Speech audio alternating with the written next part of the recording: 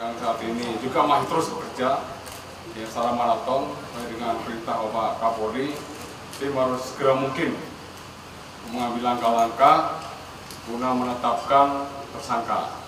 Tapi tetap prinsip hati-hatian, ketelitian, dan juga proses pembuktian secara ilmiah harus menjadi standar tim ini untuk bekerja.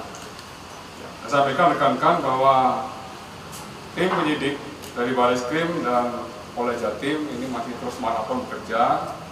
Saat ini sudah memeriksa para saksi sebanyak 29 orang.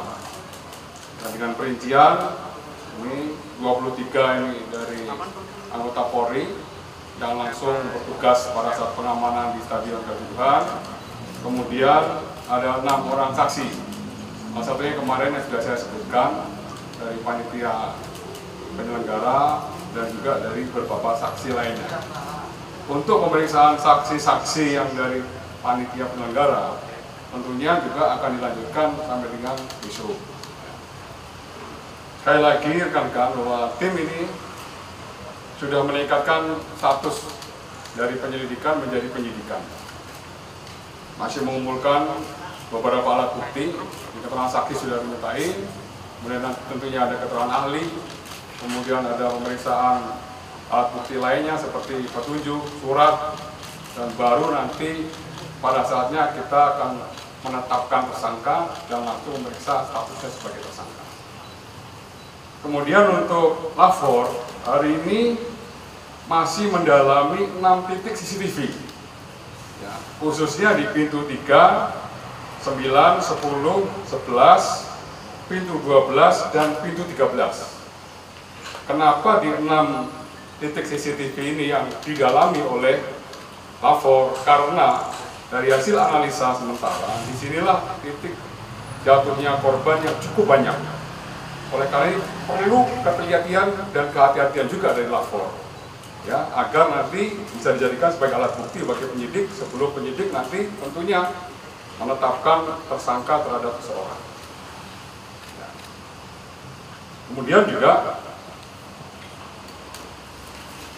untuk Inavis, ya, bekerjasama dengan lapor, masih juga melakukan identifikasi, ya, terkait menyangkut masalah di TKP maupun di dalam maupun di luar TKP. Ini masih terus didalami dan semuanya tentunya akan menjadi bagian analisa dan juga bagian daripada pemeriksaan yang perlu didalami oleh tim sidik, ya, baik dari Bareskrim maupun dari Polda Jawa Timur.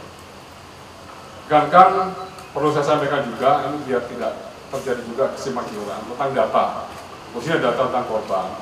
Saya sudah mengkonfirmasi kembali dari Kapus Dokes, dan Kapus Dokes juga berkoordinasi dengan Kabidokes Polda Jatim, juga berkoordinasi dengan Krisis Center yang ada di Malang, bahwa untuk jumlah korban meninggal dunia masih tetap yaitu 125 orang sampai dengan hari ini, ya. Kemudian untuk jumlah korban luka ada 467 orang. Dengan perincian untuk luka ringan ada 406 orang, kemudian luka sedang ada 30 orang, dan luka berat ada 29 orang. Dan korban yang saat ini dirawat di rumah sakit berjumlah 59 orang. Dengan perincian di Rumah Sakit Saiful Anwar ada 30 orang, 7 di ICU, kemudian 12 di HCU, kemudian 11 di ruangan, artinya rawat inap biasa. Kemudian di Rumah Sakit Umum Daerah Kanjuruhan ada 11 orang, 3 di ICU, kemudian 8 di ruang rawat biasa. Kemudian Rumah Sakit Hasta Brata ada 5 orang, dirawat di ruang perawatan biasa. Kemudian Rumah Sakit Islam Aisyah ada 2 orang, 1 di ICU, kemudian 1 di ruang perawatan biasa. Kemudian untuk Rumah Sakit UMM ada 1 orang, dirawat biasa. Rumah Sakit Hasta Husada 1 orang, Rumah Sakit Wajak Husada 1 orang, Rumah Sakit Prima Husada 2 orang, Rumah Sakit Wafa Husada 5 orang, dan Rumah Sakit Supraun ada 1 orang. Ya. Untuk Propam, ya, dan Insus kembali melakukan pemeriksaan dan pendalaman 29 personil Polri. Ya, yang kemarin sudah saya sebutkan, diantaranya ada 9 yang sudah dinonaktifkan. Ini masih terus didalami. Ya, terkait dengan masalah pelanggaran kode etik dalam pelaksanaan tugas pengamanan di Stadion Kanjuruhan. Jadi itu mungkin rekan-rekan yang bisa saya sampaikan dulu pada hari ini. Tentunya apabila ada perkembangan update lebih lanjut khususnya dari tim penyidik, akan saya sampaikan juga kepada rekan-rekan. Ya, oke, terima kasih rekan-rekan.